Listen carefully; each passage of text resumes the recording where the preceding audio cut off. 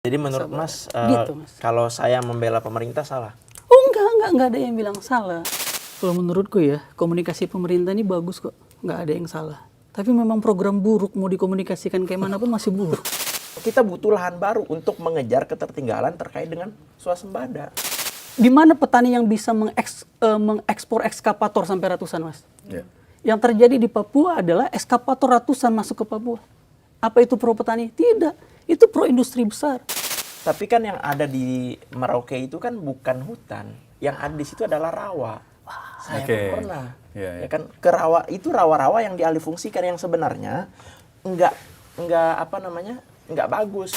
Tapi apakah itu benar-benar tidak berfungsi bagi masyarakat ada di sana?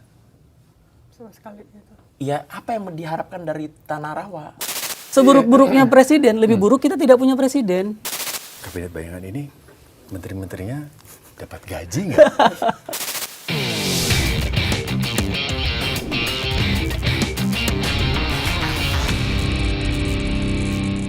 Halo Sobat News, selamat datang di podcast Bikin Terang. Kali ini kita akan membahas terkait dengan kabinet bayangan, di mana memang di tengah kebijakan masyarakat yang kian mendapat kritik dan juga apresiasi, muncul adanya kabinet bayangan yang cukup menyita perhatian publik karena di satu sisi dikenal juga sebagai mekanisme check and balance pemerintah ya, tapi di satu sisi lain juga ada juga yang menilai bahwa kabinet bayangan ini oposisi yang mencari kesalahan pemerintah. Nah, kali ini kita akan membahas seperti apa fungsi dan bagaimana melihat kebijakan pemerintah.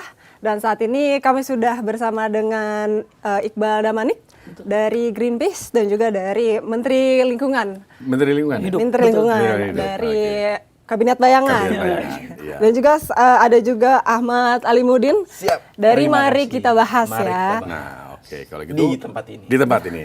Oke, kalau gitu mari kita bahas Mari nih kita kabinet bahas. bayangan nih. Sama Oke. aja. Baik, ini pertanyaan pertamanya ke mana dulu baiknya nih? Ke Mas Iqbal dong. Mas Iqbal dulu. Oke. Menteri kita. Oke, ke Menteri kita. Oke. Silakan kalau ke Mas Oke. Iqbal.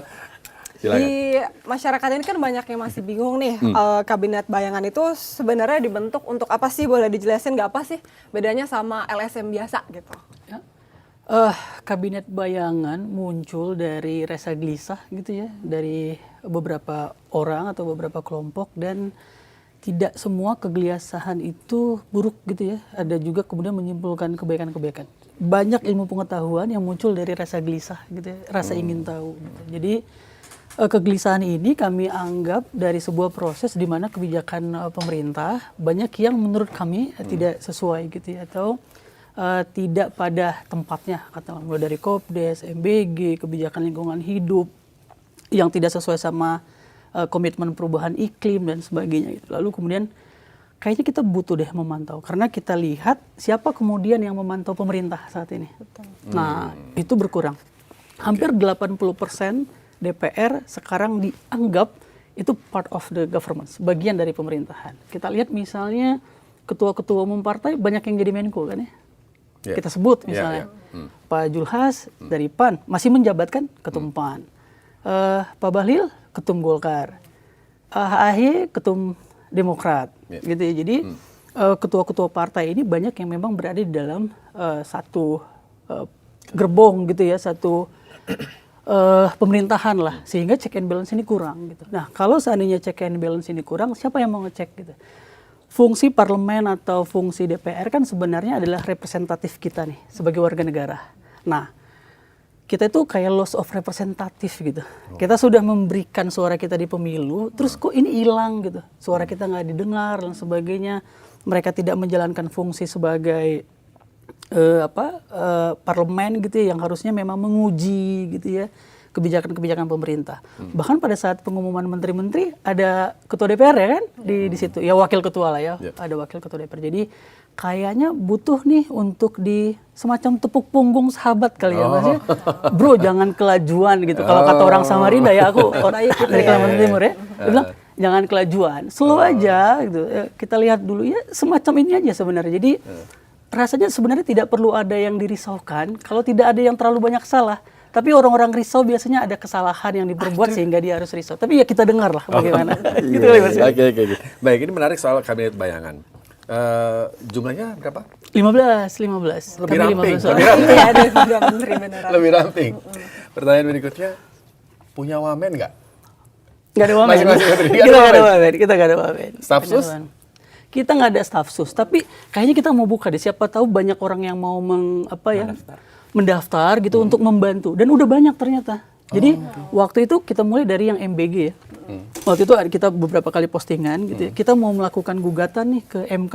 Ada nggak yang mau bantu? Banyak loh mahasiswa yang mau bantu kita. Termasuk yang kabinet bayangan. Banyak yang mau bantu kita. Apakah mereka jadi tim pengolah data, membuat materi dan sebagainya. Jadi ya kayaknya jadi animo masyarakat tuh kayaknya oke deh gitu. Oke. Nah, pertanyaan berikutnya soal kabinet bayangan ini. Kabinet bayangan ini, menteri-menterinya dapat gaji nggak? Boleh Pertanyaan dong, juga. iya kan? Pertanyaan juga. Ini supaya kita Menarik, tahu ya? mereka digaji nggak. Nah, kalau digaji siapa yang gaji, gitu kan? Ya, Supaya ya, nanti betul. ini kabinet bayangan benar-benar berdiri independen atau jangan-jangan bersandar sama mereka yang memberi sumber dana, gitu. Betul. Kita tuh selalu berpikir misalnya siapa ini pendananya gitu ya. Apalagi Mas Salim ini sering banget nih nyebut nama orang gitu. Aku aja nggak kenal gitu.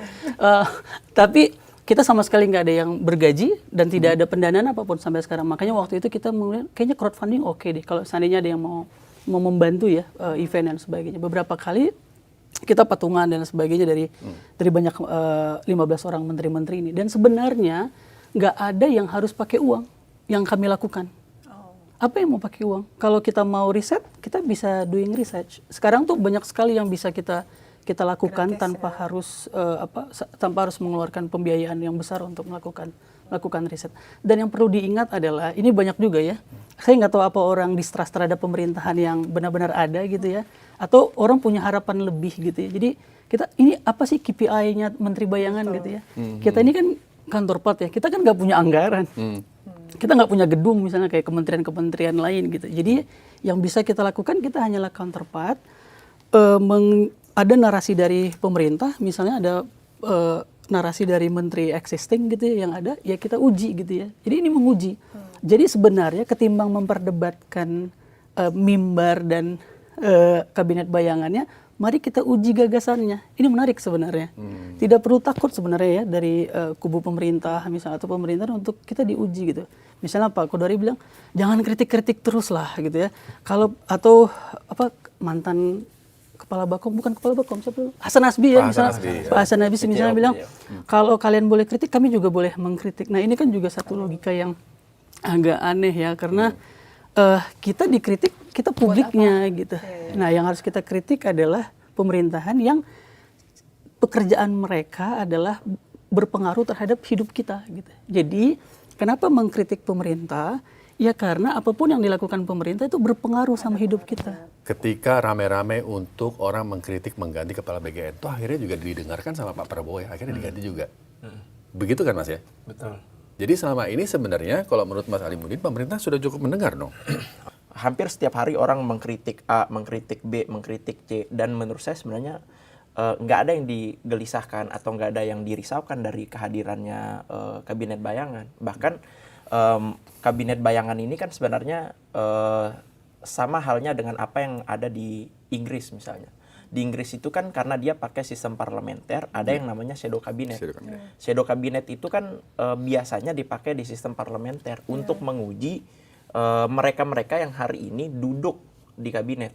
Kita berharap dengan hadirnya kabinet bayangan ini ada perimbangan kritik gitu. Kalau selama ini kan betul ya, saya sepakat ketika misalnya DPR dianggap terlalu tumpul misalnya. Saya sepakat mungkin suaranya nggak sekencang ketika misalnya Pak SBY jadi presiden, Pak Jokowi jadi presiden gitu. Tapi catatannya adalah jangan salah juga, walaupun misalnya PAN ada di dalam kabinet, PKB ada di dalam kabinet, Golkar ada di dalam kabinet.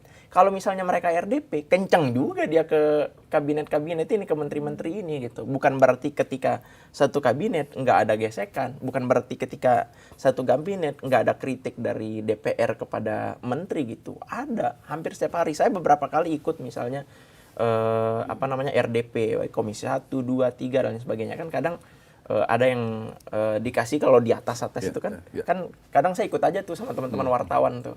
Boleh dong Bang numpang ikut gitu. Saya pengen tahu aja sebenarnya yang dikritik oleh DPR itu sedalam apa sih, sedip apa gitu.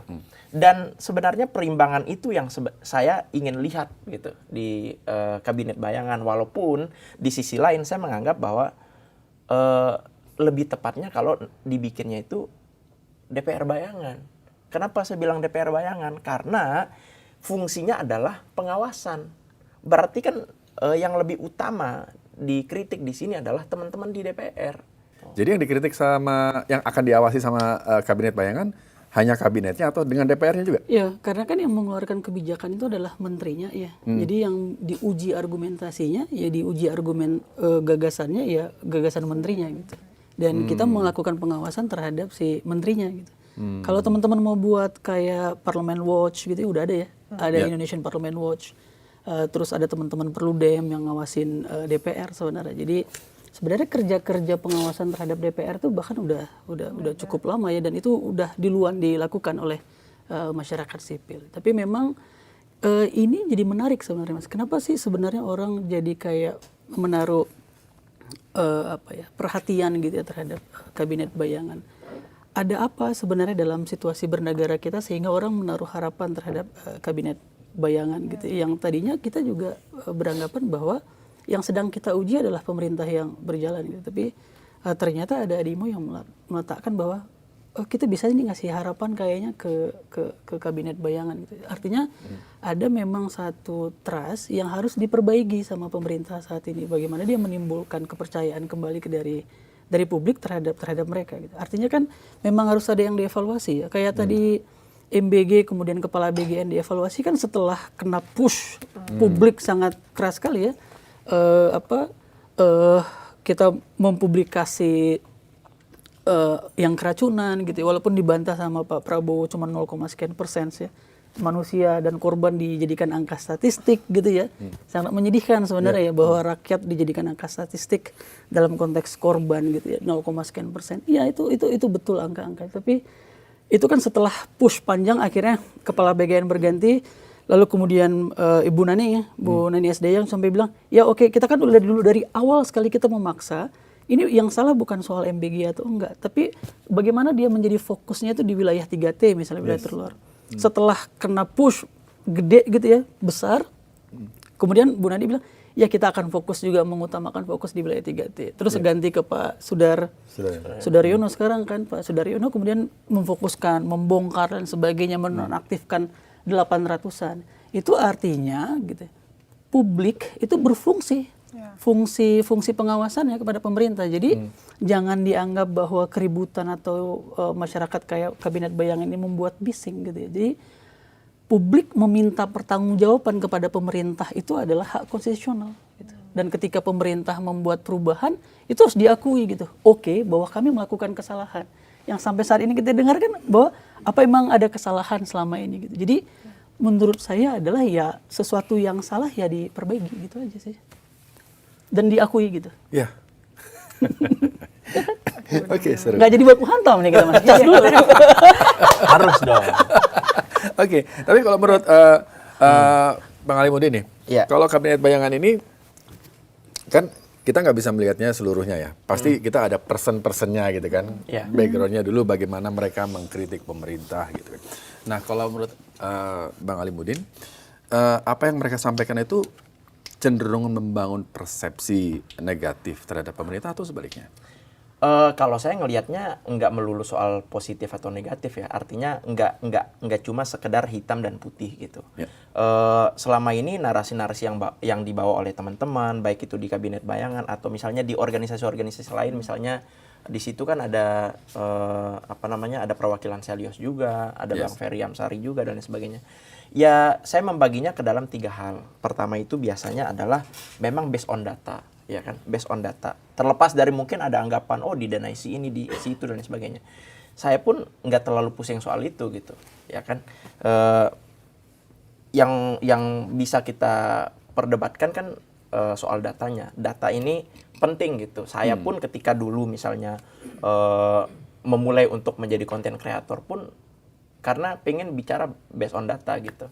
Kedua adalah soal sentimen. Sentimen ini banyak banget, ya kan? Banyak yang entah itu mengarahnya ke positif, lebih-lebih ke negatif. Nah, yang mengarah ke negatif ini lebih banyak dibumbui oleh ketidaksukaan dibanding melihat realita yang ada. Artinya ketika misalnya mau memberikan nasihat, kritik, saran, itu hanya melihat satu sisi yang jeleknya aja tanpa berusaha melihat sisi yang bagusnya gitu. Dan kebanyakan sentimen ini jarang saya dengar dari teman-teman yang nomor 1 tadi. Lebih banyak ada di nomor 2 ini. Saya nggak perlu sebut lah, ya kan? Tapi memang banyak gitu. Tapi misalnya contoh, orang desa nggak pakai dolar misalnya, ya kan? Atau londo ireng misalnya. Itu kan sentimen yang kemudian ya kan, kemudian diamplifikasi. Ya walaupun saya nggak tahu siapa yang bermain di ranah amplifikasi itu, tapi menurut saya memang ada satu konteks yang kadang sering dibuang begitu aja. Diputus gitu aja. Jadi fokusnya pada londo irengnya misalnya, atau fokusnya pada orang desa nggak pakai dolar, atau fokusnya pada misalnya yang terakhir itu terkait dengan misalnya contoh di tahun kemarin itu adalah guru adalah beban negara misalnya. Itu kan sentimennya negatif banget, sampai harus mengorbankan satu menteri, gitu loh. Yang saya berharapnya lebih banyak kita itu beradu argumen di konteks nomor 1, soal data, soal realita di lapangan, yang kemudian apa nih masukan-masukannya, oke kita terima masukannya, dievaluasi juga sama pemerintah, dievaluasi sama kabinet, sama menteri pun jangan denial, ya kan, menteri pemerintah juga nggak boleh gitu, terima aja. Ada yang denial menteri? Ya menurut saya mungkin ya, karena memang mereka ya lagi doorstop gitu kan kadang secara psikologis kaget juga kan, gitu. Ya siapapun mau sejago apapun public speakingnya, kalau lagi misalnya doorstop begitu, kadang bingung juga mau jawab apa gitu. Tapi menurut saya ya udah terima aja sarannya, kritiknya, masukannya gitu. Yang paling besar kritik hari ini itu kan ke MBG, ke Kopdes, ke pendidikan. Ini kan satu benang kusut yang menurut saya masalah utamanya ada di komunikasi, gitu. Nah saya pun melihat dari sisi pemerintah sendiri itu komunikasinya yang kurang. Kalau komunikasinya benar, saya yakin public trust yang seperti yang yang diharapkan oleh pemerintah kepada teman-teman itu pasti akan terwujud. Tapi syaratnya satu, perbaiki komunikasinya. Kalau menurutku ya, komunikasi pemerintah ini bagus kok, nggak ada yang salah. Tapi memang program buruk mau dikomunikasikan kayak mana pun masih buruk masalahnya. Isinya ya, bukan contohnya? Caranya. Apa contohnya? Iya contoh yang buruk. Kan kalau buruk itu kan tadi misalnya Mas Iqbal ngomong soal. Padahal Mas Salimuddin tadi udah ngomong ya, MBG, Kopdes, Kusut, pendidikan, buruk kan, sudah disebutin. Sehingga kemudian dievaluasi kan, diamplifikasi. Tapi gini Mas Salimuddin, ada satu posisi yang perlu kita pahami ya dalam konteks ketatanegaraan dan kebijakan publik gitu, bahwa presiden ini adalah jabatan yang melekat 24 jam pada Pak Prabowo. Dalam konteks itu, obrolan Pak Prabowo itu kebijakan gitu. Walaupun dia belum dalam bentuk keputusan presiden dan sebagainya. Jadi apa yang disampaikan Pak Prabowo tafsirnya adalah tafsir kebijakan gitu. Karena melekat pada dia. Kalau presiden tidak melekat, kita punya kekosongan kursi pimpinan negara kan, sehingga melekat. Maka sebenarnya jangan mempersoalkan soal londo irengnya gitu, londo ireng terus apa lagi dolar gitu. Ya memang harus Pak Prabowo harus mengevaluasi diri gitu. Nah tapi apa yang kita rasakan sekarang, kita berpikir bahwa mereka sedang tidak bekerja untuk kita. Maka dalam banyak teori politik misalnya kayak teori kartel partai politik gitu ya, menyebutkan bahwa negara tidak dijadikan alat untuk publik, tapi negara adalah dijadikan alat untuk distribusi kekayaan, untuk distribusi kekuasaan. Dan salah satu yang perlu dilihat dalam konteks ini adalah bagaimana partai politik dikuasai oleh segelintir orang. Itu dia sebenarnya fungsi. Jadi dalam konteks ini kita melihat bahwa mereka tidak bekerja untuk kita. Sehingga kita perlu mengkritik lebih keras agar mereka kembali ke jalan yang benar. Jadi menurut Mas Iqbal nih pemerintah nggak di jalan yang benar? Ya perlu diingatkan Mas. Jangankan pemerintah gitu ya. kita sama teman aja. Jadi ibaratnya kabinet bayangan dan kawan-kawan sedang menepuk punggung aja. Balik nih Pak, balik nih Pak. Iya, iya. Gitu. Nepuk punggung ya, bukan ngejegal ya. Oh jangan, jatuh ya. Mas. Seburuk-buruknya presiden, lebih buruk kita tidak punya presiden gitu loh. Jadi jangan kabinet bayangan dong. Iya, nggak ada presidennya. Oh, dapat legitimasi nih dari sebelah. Langsung dibuka kan. Harusnya ada juga presidennya. Presiden bayangan. Kemarin meresmikan jembatan. Mulai nih geser-geser ya. Oke, tapi ngomongin soal apa namanya tadi, Bang Ali Budin menyebut ada dua tadi ya, data dan kebanyakan disampaikan tadi data. Oke, itu data oke. Dan sentimen. Nah, yang kedua nih sentimen. Dari teman-teman kabinet bayangan ada yang sering memberikan sentimen gitu. Kalau dari teman-teman yang ada di kabinet bayangan, sejauh saya pernah berdiskusi misalnya sama Bang Mediaskar, terus Bang Ferry Amsari, sebenarnya nggak main sentimen sih, tapi lebih main emosi. Ya, emosi perasaan. Emosi Coba perasaan. bayangin misalnya orang di desa-desa atau orang di pasar misalnya contoh waktu itu ya. Ya memang mainnya emosi. Ketika bermain di ranah emosi diadu dengan orang yang fokus bermain data itu memang agak sulit gitu. Karena memang kan orang sekarang itu harus mengerti perasaan masyarakat yang diwakilkan gitu. Tapi sentimen kalau itu menurut saya ya mungkin itu strategi komunikasi aja, tapi di sisi lain yang lebih parahnya ketika orang-orang di luar teman-teman kabinet bayangan ini misalnya itu banyak misalnya yang bermain bahkan pakai AI nyebarin deepfake misalnya, atau bahkan yang terbaru ada banyak secara serentak konten-konten demo di bulan Juli, bulan Juni, terus termasuk demo Indonesia Gelap dan demo-demo tahun lalu itu disebarkan secara serentak. Ini yang saya maksud sebagai permainan sentimen negatif di sosial media seolah-olah itu sedang terjadi. Akhirnya yang diserang siapa? Ini media kemana? Kenapa nih demo ini nggak diliput? Presiden membungkam nih atau Komdiji membungkam. Padahal kan nggak pernah dilakukan. Tapi masalahnya rakyat, masyarakat itu banyak yang percaya itu. Karena apa? Karena rendahnya literasi kita terhadap bagaimana kita ngelihat konten-konten yang ada di sosial media. Gitu. Itulah yang kemudian menginspirasi saya dulu ketika misalnya kayaknya gue perlu ngonten deh gitu. Karena hal-hal kayak gini gitu loh. Padahal itu sebenarnya nggak benar. Kayak dulu di 2025 waktu zamannya Bu Sri Mulyani ngomong kayak gitu. Itu ngomong guru adalah beban negara itu. Itu kan deepfake banget. Tapi kan gara-gara itu orang akhirnya entah berantah dari mana dan sampai sekarang saya masih meyakini itu bukan pendemo. Ya sampai sekarang bahkan di sini saya ngomong itu bukan pendemo, tapi itu provokator. Yang kemudian rame kan akhirnya orang ikut karena diprovokasi kan. Ke rumah Ahmad Saroni lah misalnya, ke rumah Nafa Urba misalnya, bahkan ke rumah Bu Sri Mulyani misalnya. Hal ini yang kita nggak ingin terjadi. Kalau misalnya kayak misalnya masukan, saran dari Mas Iqbal dan kawan-kawan di kabinet bayangan, itu sah-sah saja kok. Itu hal baik yang harus didengar gitu. Dan kita mengapresiasi langkah itu. Ketika langkah itu diambil, berarti kan ada itu kan bentuk kecintaan mereka, kecintaan teman-teman kepada Indonesia, bahwa mereka itu masih cinta.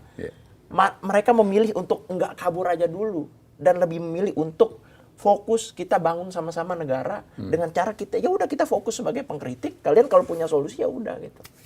Bagi saya hargai dan itu adalah langkah yang baik. Gitu. Kabinet bayangan udah punya jubir nih Mas kayaknya. Tadi Bang Ali Budin kan bilangnya berharap kalau misalnya dari kabinet bayangan ini tidak hanya ngasih kritik tapi juga solusi. Kan ya. Kalau dari Bang Iqbal sendiri sebenarnya fokusnya mengawasi kasih kritik juga atau sebenarnya ada kasih solusi pernah atau mungkin seberapa banyak mungkin ada apresiasi atau seperti apa? Bahkan saya pernah loh muji Pak Prabowo. di lingkungan misalnya sesuai dengan di lingkungan hidup misalnya. Sudah pernah? Iya, beberapa kali misalnya kita memberikan bahkan usulan langsung gitu ya untuk mencabut semua izin yang ada di Raja Ampat karena itu menyalahi aturan. Semua itu menyalahi aturan? Itu menyalahi aturan. Karena Permen KKP-nya udah bilang tidak boleh ada penambangan di pulau-pulau kecil. Clear kan? Dan permennya belum diubah, peraturan menterinya belum diubah. Kan kita ngasih saran. Dan saran itu bahkan langsung dieksekusi. 2 tahun sebelum. Jadi kita memberikan saran itu 2 tahun sebelum saya aksi yang kemudian dianggap memalukan Indonesia gitu ya. Gitu ya. Jadi bayangkan kita sebagai warga negara Bahkan kami udah melakukan gugatan. Jadi bahkan hari ini kami kalah nih. Kami melakukan gugatan terhadap PLN dan Kementerian ESDM untuk mengubah rancangan umum penyediaan tenaga listrik. Melalui konstitusi nih Mas, melalui peradilan. Kita beberkan semua data dan apa yang harus dilakukan oleh pemerintah. Masyarakat sipil kalah, kami kalah. Kami terima kekalahan itu gitu ya. Bahwa bahkan warga negara yang meminta hak konstitusionalnya kepada peradilan pun itu tidak didengarkan oleh negara. Bahkan tidak didengarkan oleh peradilan. Sehingga kami dianggap tidak bisa menguji dokumen ini gitu ya. Semuanya kita jelasin bahwa Indonesia perlu melakukan transisi energi, Indonesia perlu keluar dari jebakan industri fosil. Kita beberkan bahwa kompensasi dan subsidi energi ketika terjadi krisis Hormuz itu membuat beban kita mencapai angka 500-an triliun, 480 sekian triliun. Kita jelaskan bagaimana industri nikel kita tidak memiliki kedalaman. Dari 2.341 produksi kita per tahun di Indonesia untuk nikel, satu tahap setelahnya kita langsung ekspor hampir lebih 80%. Jadi sebenarnya hilirisasi yang kita gembor-gemborkan itu bukan bagian dari industrialisasi. Dan less 100% dari nikel di Indonesia, kurang dari 1% yang untuk electric vehicle. Jadi sebenarnya demam transisi energi electric vehicle ini bahkan kami uji dengan data pemerintah sendiri. Dan kita sampaikan bahwa unit kalian harus berhenti di sini, kalian berhenti di sini dan lakukan ini. Gitu ya. Bahkan kita sebutkan misalnya angka deforestasi. 5 tahun yang lalu kita udah bilang bahwa tidak memungkinkan terjadinya deforestasi di Indonesia. Karena apa? Karena kalau kita mau sesuai sama komitmen Indonesia di Paris Agreement terhadap dunia, Indonesia udah nggak memungkinkan lagi terjadi deforestasi. Tapi apa? Pak Prabowo pada saat dia menjadi Menhan itu melakukan deforestasi 700-an hektar di Kalimantan Tengah, di Gunung Mas, gitu ya. Pak Prabowo bertanggung jawab nggak untuk itu? Itu uang APBN. Kalau ada uang APBN, ada kerugian kan? Pak Prabowo bertanggung jawab nggak untuk itu? Menjelaskan nggak kepada publik? Saya datang langsung ke sana, tahun ke tahun datang langsung ke sana, ngelihat hutan yang tadinya hutan, banyak pohon dan lain sebagainya, tertebang, berganti menjadi singkong, dan singkongnya nggak tumbuh dan nggak panen juga. Kita kritik gitu, kita bilang, bahkan sebelum itu ditebang, udah kita bilang, bahwa ini bukan lahan yang untuk bisa ditebang, bukan lahan yang untuk bisa ditanami. Tapi pemerintah nggak dengar kita kan. Sampai sekarang itu menjadi proyek mangkrak. Kalau tidak mangkrak, buktikan Mas. Atau pemerintah buktikan. Atau uji kalimat saya gitu ya, bahwa yang di Gunung Mas berhasil. Pamentan misalnya. Beliau kan sering gembar-gembor ya, jutaan hektaran sebagainya. Buktikan gitu. Sama kayak tadi waktu ngomongin apa Mas? 2 triliun apa? Penggilingan padi. Penggilingan padi. Ini kan aneh ya. Pak Prabowo itu untuk pangan itu industrialisasi sekali. Beliau mengkritik industri-industri besar kan. Kebijakan Pak Prabowo itu tidak pro dengan petani. Kenapa? Karena beliau setuju dengan yang namanya food estate. Membabat hutan jutaan hektar, membabat hutan ratusan ribu hektar. Dan itu merugikan petani. Ini yang di Papua ya? Yang di Papua. Dan itu menggunakan militer, itu menggunakan industri. Di mana petani yang bisa mengekspor ekskavator sampai ratusan Mas? Yang terjadi di Papua adalah ekskavator ratusan masuk ke Papua. Apa itu pro petani? Tidak. Itu pro industri besar. Jadi sebenarnya salah kalau Pak Prabowo itu bangga dengan petani. Pak Prabowo nggak bangga sama petani kita. Karena Pak Prabowo lebih setuju dengan industrialisasi melalui food estate ketimbang menggunakan petani. Kalau Pak Prabowo memang benar-benar peduli dengan petani, maka Pak Prabowo harus menjadikan petani garda terdepan dan menjadi tulang punggung di dalam pertanian Indonesia.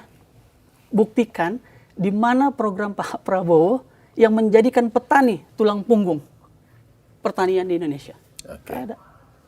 Mas Alaimuddin punya buktinya Pak Prabowo menjadikan petani menjadi tulang punggung? Jadi gini, kita nggak bisa bilang bahwa Pak Prabowo nggak peduli petani hanya gara-gara satu narasi yang terus disebarkan oleh teman-teman dari Kabinet Bayangan atau Mas Iqbal gitu ya. Karena sebenarnya gini, kalau memang presiden itu nggak peduli pada petani, maka sampai hari ini harga pupuk pasti mahal. Tapi faktanya sampai hari ini justru petani itu menikmati harga pupuk yang murah. Bahkan lebih murah 20% daripada harga pupuk pasaran. Ya kan? Terus juga yang Mas Iqbal omongin terkait dengan misalnya tadi ada lahan hutan yang ditebang dan Alih fungsi sebagainya, alih fungsi lahan dan lain sebagainya. Tapi kan yang ada di Merauke itu kan bukan hutan, yang ada di situ adalah rawa. Saya kan pernah, ya kan ke rawa itu rawa-rawa yang dialihfungsikan yang sebenarnya nggak bagus gitu. Makanya Bang Ali Mudin ke sana? Cek ke sana? Iya. Makanya waktu itu kan diajak sama Nusron Wahid. Ayo, kalau memang kita buktikan bareng-bareng. Ingat nggak waktu Nusron Wahid misalnya di UGM? Di UGM yang waktu itu ribut-ribut, marah-marah gitu kan. Itu kan Nusron Wahid ngajakin ke sana. Ayo dong, kita buktikan bareng-bareng gitu. Itu adalah lahan rawa yang nggak berfungsi sehingga difungsikan. Masalahnya adalah kenapa kemudian dinarasikan seolah-olah nggak peduli petani? Karena memang kan dibuka lahannya di situ. Kita itu nggak cukup banyak lahan di Jawa atau di daerah-daerah lain untuk lahan baru karena perkembangan pertumbuhan penduduk ini kan besar. Ya kan kita butuh lahan baru untuk mengejar ketertinggalan terkait dengan swasembada. Dan sampai hari ini swasembada kita itu udah lumayan baik gitu. Untuk percepatan menuju swasembada pangan itu kan udah lumayan baik. Kita surplus beras, kita surplus beberapa komoditi lain, ada 8 komoditi. Ya walaupun beberapa lainnya masih impor gitu. Tapi artinya kan ada hal baik yang sudah dilakukan oleh pemerintah. Kan nggak bisa simsalabim dalam kurang dari 2 tahun semua hal bisa tercapai begitu aja gitu loh. Saya mau dalamin soal tanah rawa tadi yang disebut Bang Ali itu tidak banyak berfungsi di sana ya. Betul. Tapi apakah itu benar-benar tidak berfungsi bagi masyarakat ada di sana? Sama sekali gitu. Ya apa yang diharapkan dari tanah rawa?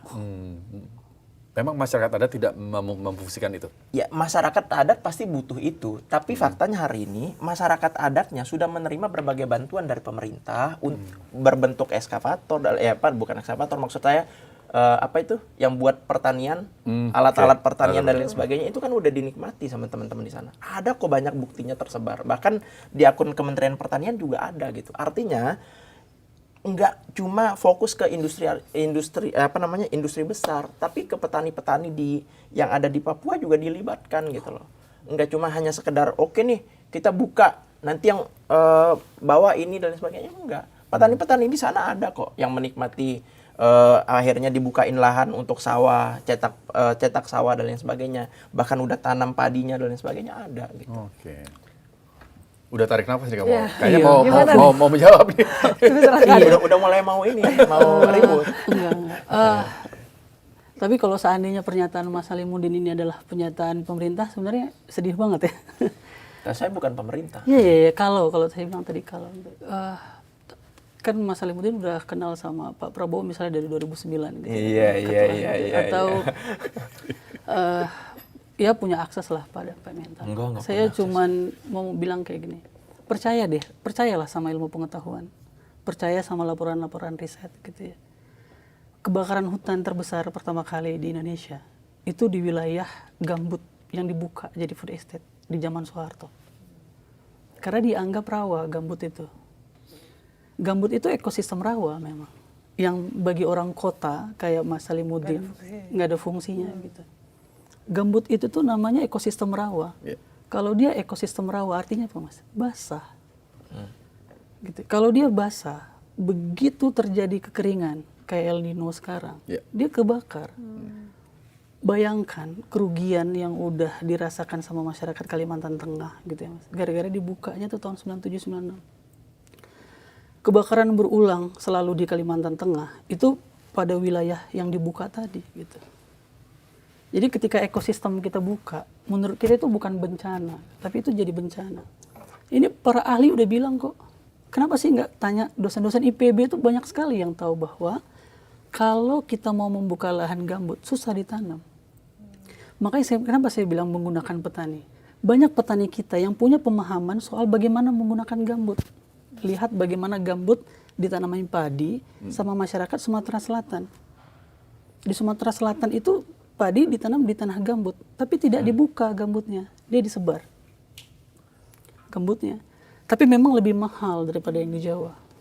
Merauke itu jarang sekali kebakaran hutan. 2 tahun terakhir setelah ada program food estate, kebakaran hutan terbesar di Indonesia di tahun 2024 dan 2005 adanya di Merauke. Karena pembukaan lahan tadi. Karena pembukaan lahan. Kenapa? Kering. Disebut tadi tidak bukan hutan. Tapi Pak Raja Juli, Pak Julhas juga mention bahwa mereka melakukan pelepasan kawasan hutan. 481 hampir 500 ribu gitu ya. Uji kalau yang saya sebutkan ini salah gitu ya. Nah, kawasan itu adalah kawasan hutan yang dia punya fungsi ekosistem. Yang di situ hidup biodiversity, hidup keanekaragaman hayati. Dan kita bergantung sama itu. Mereka mereserve karbon tuh besar sekali. Pak Edi Suparno misalnya, saya lihat di Instagramnya ya. 10 pohon ditebang, dia bilang dia sedih sekali ya. Tapi dia nggak tegur Pak Julhas gitu. Dia nggak tegur orang-orang di partainya yang melakukan penebangan pohon misalnya. Kenapa 10 pohon ditebang di Bandung ribut bukan main? Jutaan pohon ditebang di Papua, kita diam aja. Gitu. Jadi membuka lahan yang tentu tidak berhasil ini sulit gitu. Dan kalau kita lihat misalnya di Merauke, yang ditanam tebu. Di mana letak orang Papuanya di sana? Orang Papua nggak makan nasi, mereka nggak makan padi, mereka nggak nanam padi, nggak punya kebudayaan itu. Mereka makan sagu. Bahkan di wilayah pesisir Melayu dimanapun mulai dari Aceh sampai Papua, bahkan di kampungnya Mas Lebih di daerah Sumbawa. Ya, di Sumbawa di Bima, sagu itu jadi banyak makanan pokok gitu. Jadi di Sumbawa nasi Bima, di Bima Sumbawa, Pulau Sumbawa masih nasi. Jadi ada banyak tempat gitu ya, yang kita tuh harus perhatikan sebenarnya mereka punya kebutuhan apa. Jadi di wilayah Sulawesi misalnya juga banyak. Kenapa kita harus membuka lahan sebegitu besar yang belum tentu berhasil? 97 PLG itu lahan gambut dibuka secara besar ya, jutaan hektar di zaman Soeharto, sampai sekarang nggak bisa. Yang saya bilang tadi, uji deh. Siapa yang bisa membuktikan bahwa 700 hektar lahan yang pernah dibuka Pak Prabowo pada saat dia menjadi Menhan berhasil? Singkongnya gitu. Yeah. Mau dibela gimana pun, nggak bisa. Makanya saya bilang, kalau program udah buruk, akui aja buruk. Lakukan evaluasi gitu. Mau dikemas apapun Mau dikemas apapun gitu. Kenapa kelagapan nih, Bakom dan sebagainya, memoles citra gitu ya. Di dalam komunikasi politik ya Mas ya, ini pesan juga nih bagi orang-orang yang di politik gitu ya. Di dalam posisi election atau pemilihan gitu ya, memoles citra itu baik gitu ya. Tapi dia akan diuji setelah dia terpilih. Jadi Pak Prabowo ini sedang diuji kan di tahun pertama, di tahun kedua pemerintahannya. Jadi tidak bisa terus melakukan apa yang dilakukan pada saat pemilihan presiden di 2024 gitu ya, dengan memoles, gemoy dan sebagainya gitu. Membela secara berlebihan gitu ya Mas ya. Lalu kemudian itu dijadikan sebagai sebuah kebenaran gitu.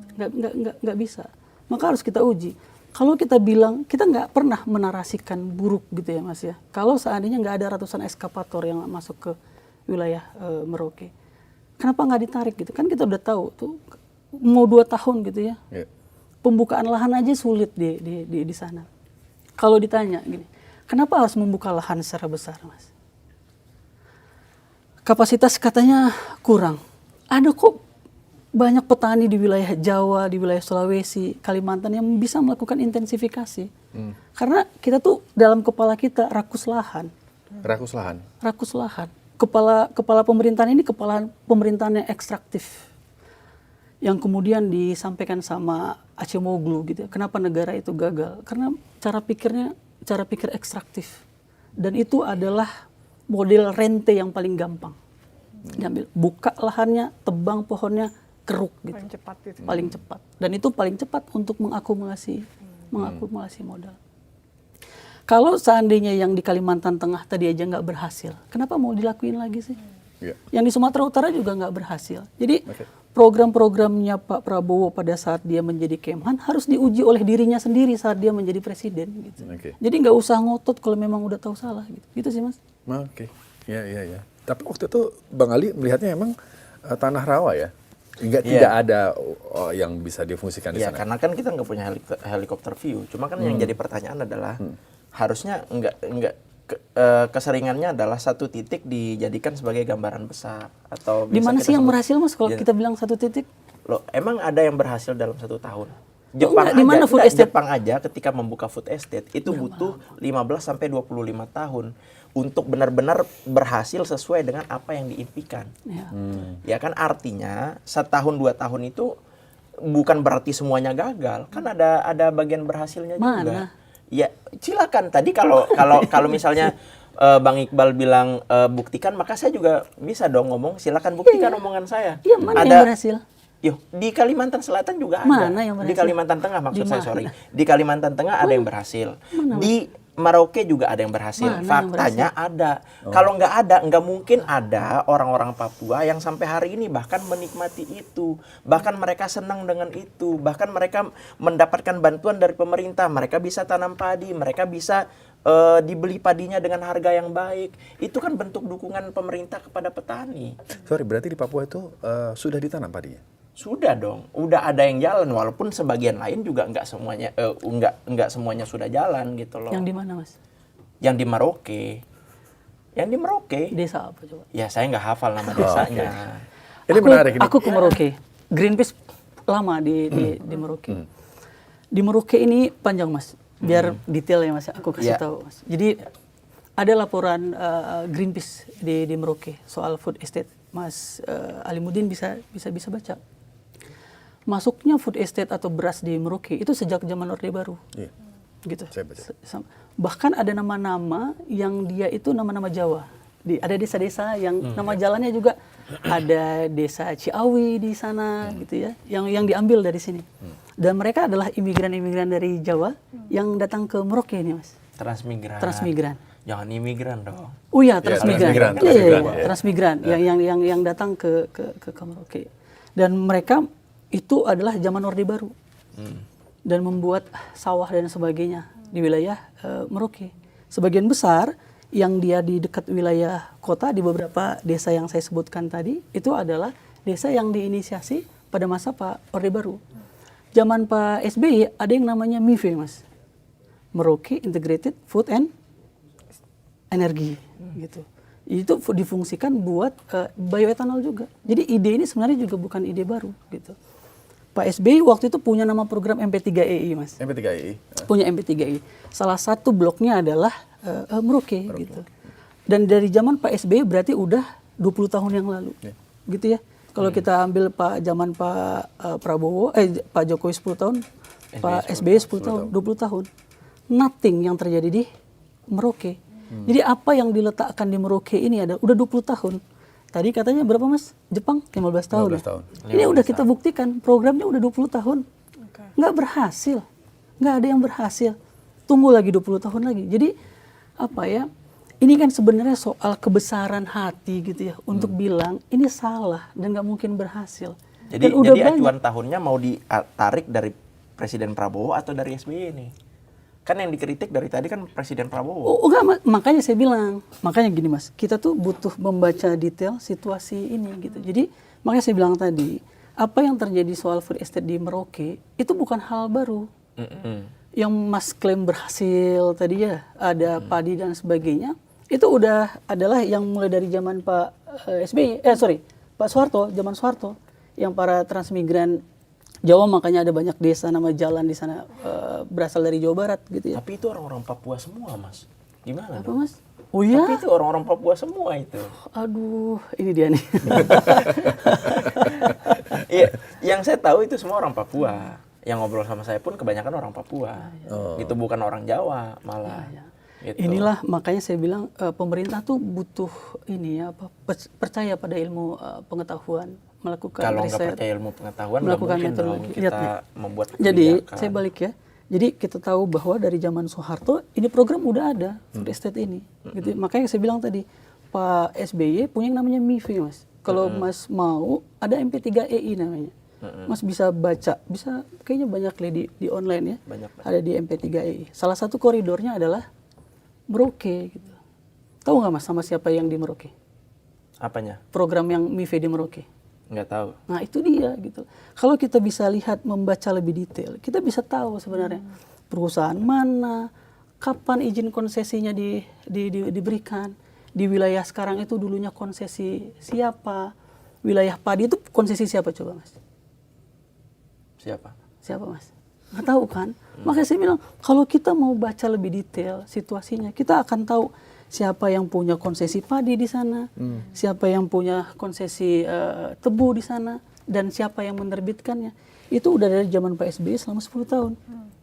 MIFE kemudian akhirnya dievaluasi kan sama Pak Jokowi. Selama 10 tahun kemudian dijadikan koridor dulu. Tapi dulu namanya bukan food estate, tapi lumbung pangan. Lumbung pangan, ya. Lumbung pangan dan energi di zaman Pak Jokowi. Artinya zaman Soeharto udah pernah. Zaman SBY udah pernah. Zaman Pak Jokowi udah pernah. Lalu ada lagi tuh di zaman Pak Prabowo. Makanya saya bilang, kenapa harus dipaksakan ada program yang memang udah puluhan tahun nggak berhasil gitu. Kenapa harus dipaksakan dibuka gitu? Apakah ada rente di sini? Apakah ada orang yang mengambil keuntungan di sini?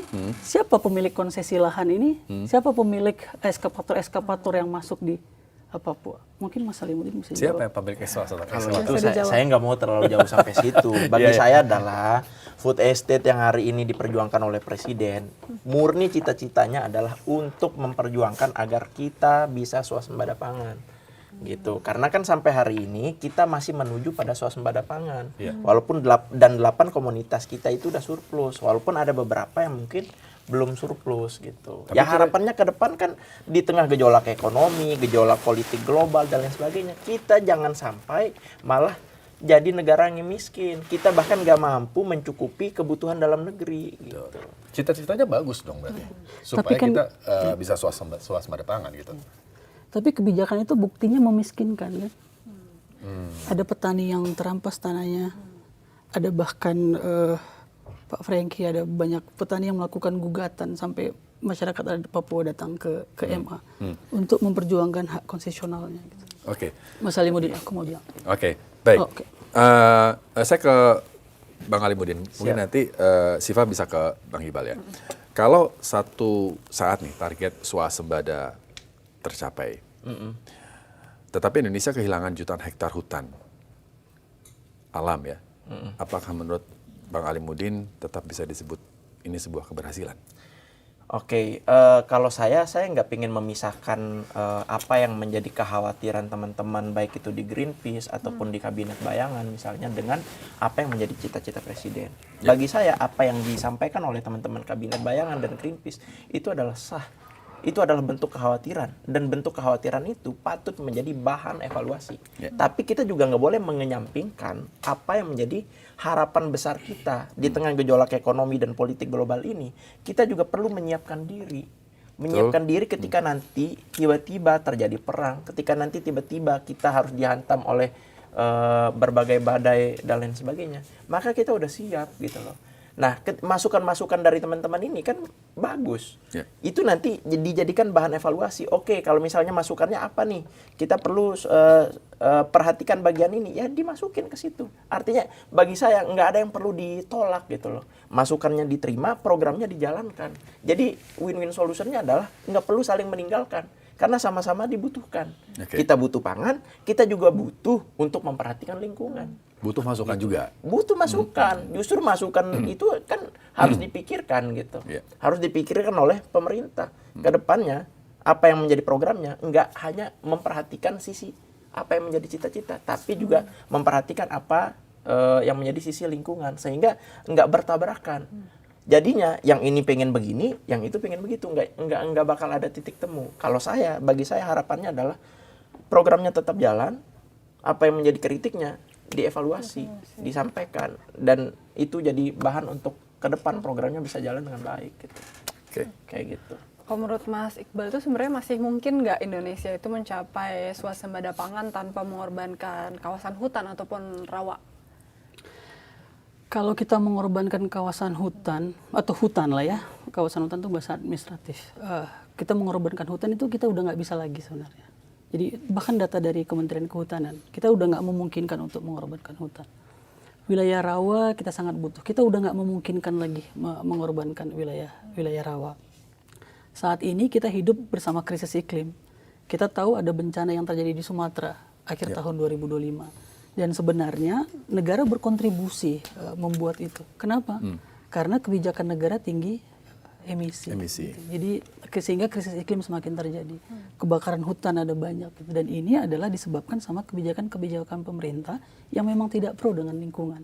Ada banyak masukan. Makanya tadi logiknya adalah programnya tetap jalan, kritiknya diterima. Ya nggak bisa. Gitu. Jadi memang harus mengevaluasi diri. Kalau pertanyaannya adalah apakah memungkinkan untuk kita mencapai swasembada pangan gitu ya? Belajarlah pada petani yang menjadi soko guru bangsa ini. Gitu.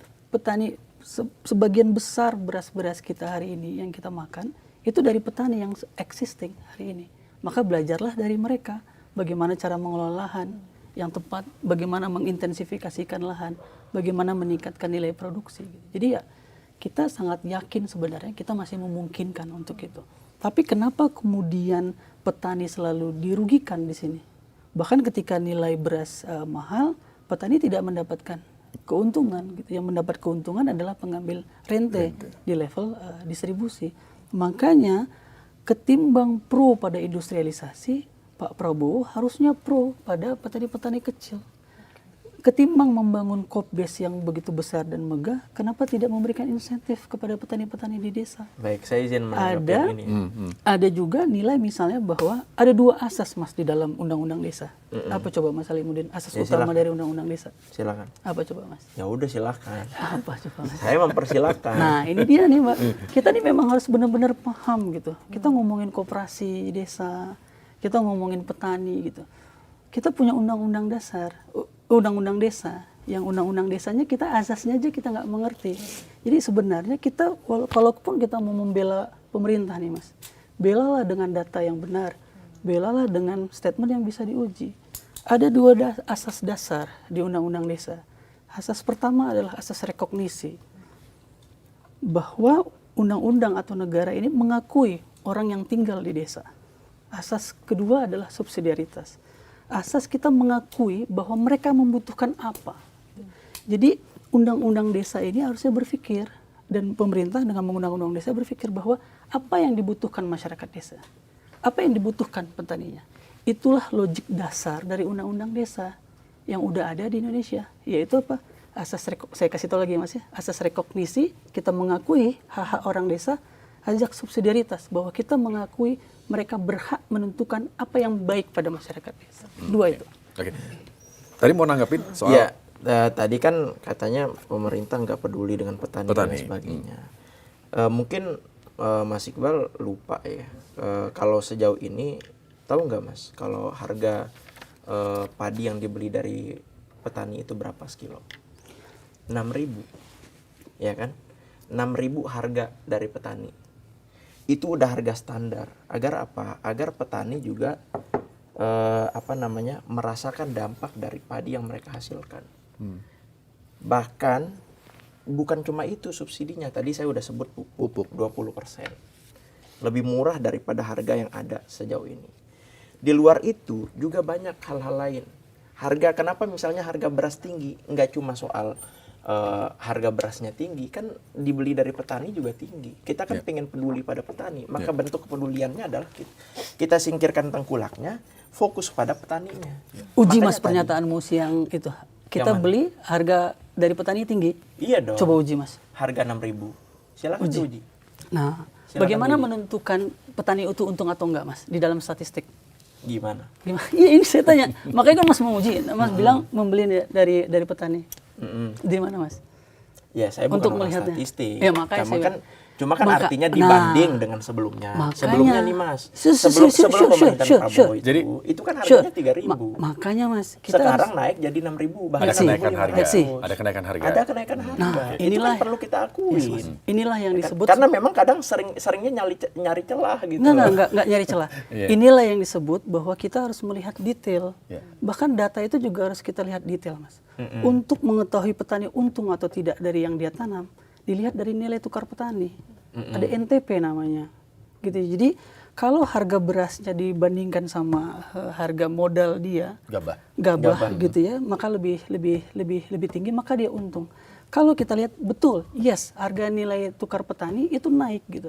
Tapi kalau kita sandingkan dengan inflasi, mereka nggak setimpal dengan itu, dengan ada yang sekarang. Sehingga angka yang kita sampaikan besar tadi, apalagi tinggi sekali. Sebut aja sebenarnya, jangan sebut tinggi. Ya ada kenaikan, tidak maksimal, tidak optimal, kita akan optimalisasi. Apa sih susahnya ngomong kayak gitu ya? Dan kemudian itu ketika... kan tugas kementerian, bukan Ya, tugas ya, saya. itu makanya ketika kita mau membela, sehingga kita tahu apa yang harus dilakukan.